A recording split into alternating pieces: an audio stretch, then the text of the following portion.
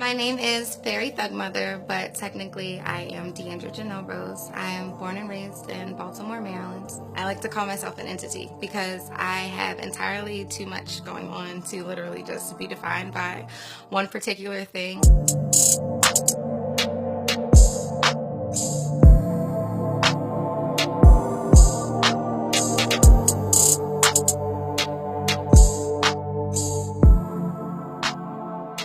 I started off as a visual artist.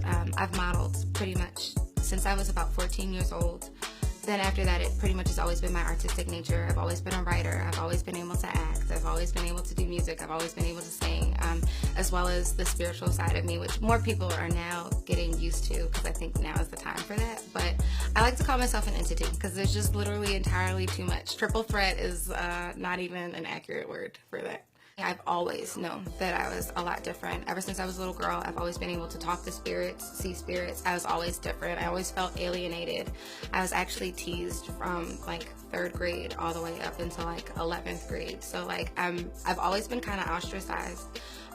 So childhood for me was like a learning experience of being comfortable with myself and completely being comfortable with myself no matter what the crowd felt about me, because the crowd never particularly embraced me. So it's interesting, you know, now being completely and totally embraced for being who you are and being this wonderful different person. But as a child, being different wasn't exactly the thing to be, you know, because children and people are literally, for the most part, afraid of things that they don't understand. And I was never somebody that was really understood.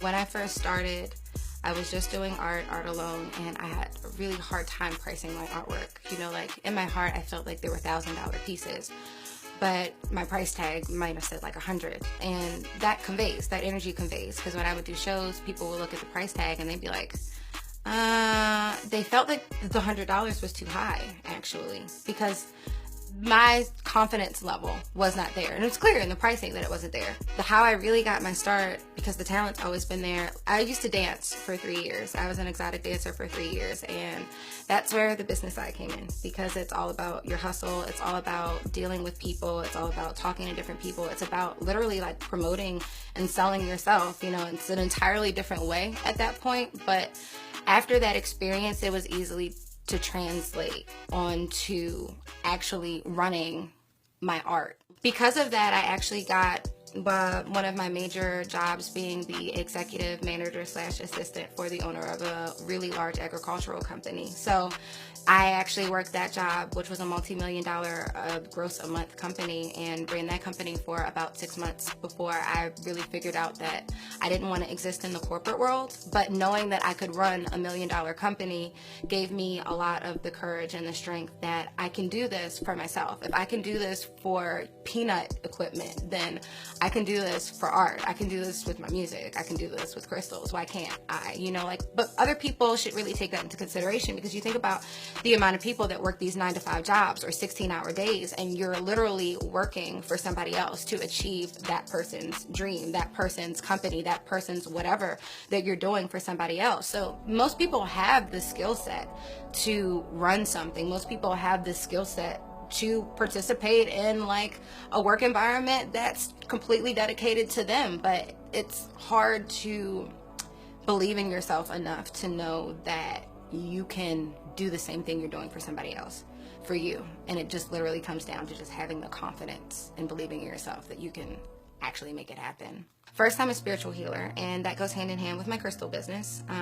So my crystal business is amazing. I love it. And when I first started, I was really unsure about how people would receive the information, because I get a lot of religious backlash from people that have been really ill-informed about crystals, their healing power. I get a lot of people that like send me emails like, this is demonic, blah, blah, blah. And I'm like, nobody apparently even reads their Bible, because crystals are mentioned in Revelations, but you know, like whatever. So I'm like constantly fighting stigmas with that, but it's been really successful, and getting hundreds and hundreds of email responses response is that my crystals are literally changing people's lives, helping them feel better about themselves, bringing wealth into their situations, healing them of their own physical ailments. It's been really overwhelming, and it's caused me to continue to expand. On the other hand, I also have a candle company that I'm developing called the Glow Up Candle Company, gloriously lighting our way up. It's an apothecary candle company, pretty much designed to uplift your spirits, get rid of your sadness, helping you aid in any situations that you might feel like you don't really have it, and trying to introduce people to a more homeopathic way of dealing with situations and things and stressors, because in the society that we live in, everything is like prescription this, okay? Like you need a therapist, you need a psychiatrist, and then they're going to put you on any sort of random assortment of drugs that really don't actually help you at all. They don't make you feel better. You're walking around, most people feel like a zombie on medication, having to worry about the side effects. So getting people into the idea that you can heal yourself and giving people the tools to know that they can heal themselves. And that's really what both of my businesses for the most part revolve around, is giving people the tools so that they know that they have other options out here.